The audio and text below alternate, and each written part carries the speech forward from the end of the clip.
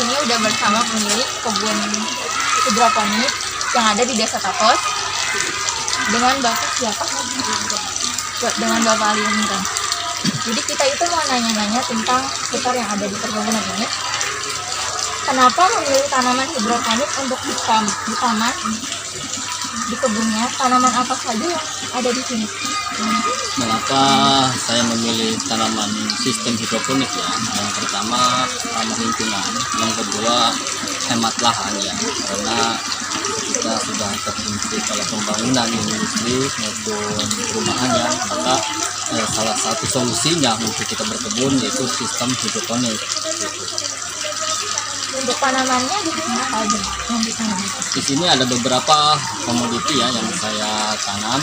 Yang pertama ada kesim, pakcoy, selada keriting, terus juga ada sayuran-sayuran lettuce ya buat konsumsi orang-orang Chinese yang seperti head lettuce, kemudian lolo rosa, ada lolo bionda, ada kale merah dan kale hijau.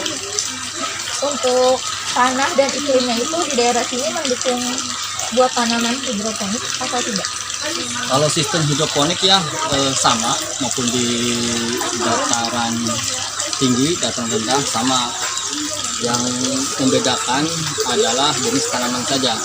Ada yang di dataran rendah itu cocoknya tanaman pakcoy, kesim, kangkung, bayam. Kalau untuk dataran tinggi ya seperti di Lembang, di Bandung, maupun di Jawa itu tanaman-tanaman yang seperti kol, kemudian ada lagi head lettuce ya, itu di dataran tinggi, dataran pegunungan. Kalau boleh tahu ya, ini di sini kelebihan dan kekurangan di tanaman hidroponik ini apa aja ya? Yang pertama kelebihannya itu mudah ya, dari sistem perawatan kita nggak usah menyiram, kemudian cara pemupukannya udah langsung sistemik ya. Kemudian yang kekurangannya dari pembiayaan, karena pembiayaan untuk sistem hidroponik ini lumayan mahal, dibedakan dengan sistem yang konvensional atau di soil di open soil yang di lahan terbuka lebih murah. Untuk waktunya di sini butuh berapa lama untuk tanaman hidroponik ini siap ditanam?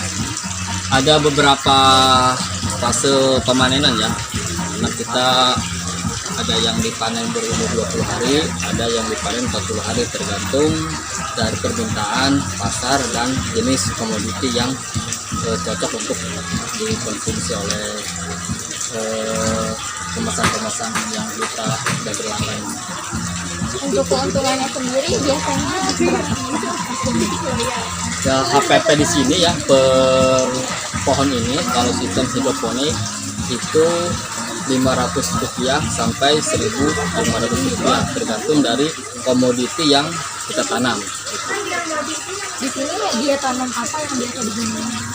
Di sini media tanam kita menggunakan ada yang rockwool ya, kemudian ada kokopit, terus ada arang sekam, terus ada lagi busa untuk media tanam yang digunakan sistem hidroponik di sini. Kira-kira ada nggak nih tips buat merawat tanaman hidroponik ini di daerah sini?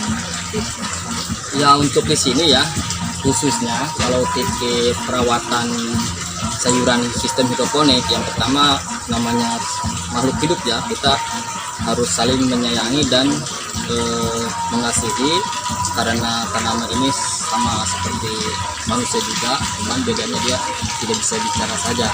Kalau dari segi naluri sama seperti manusia, ingin disayangi dan ingin dimengerti. Terima kasih Bapak. Oke, ya siap-siap. Terima kasih semuanya. Wassalamualaikum warahmatullahi wabarakatuh. Kan saya sebutin sayuran yang di sini kale, ini kale itu singkatan ya, kailan keriting. Ada yang kailan hijau, ada yang merah. Yang ini kailan keriting merah ya. Kemudian yang ini yang sayuran-sayuran Chinese, konsumsi orang-orang China ya. Ini namanya head lettuce. Kemudian yang ini lolo rosa. Kalau di kita selada merah. Ini namanya lolo rosa.